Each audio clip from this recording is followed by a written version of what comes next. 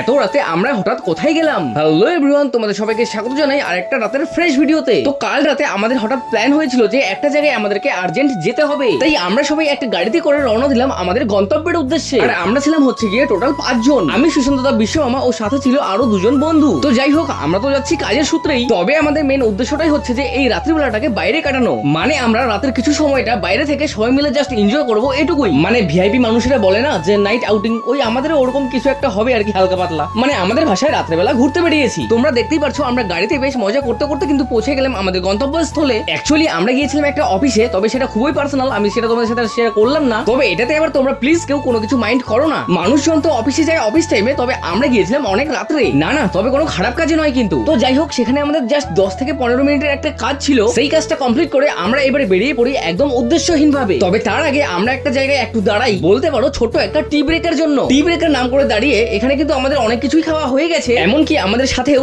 অনেক জিনিসই নেওয়া হয়েছে। তো চলো গাইস, আমি ভিডিওটা আর কন্টিনিউ করছি না, কারণ এখন শুধু মজা আর মজা হবে।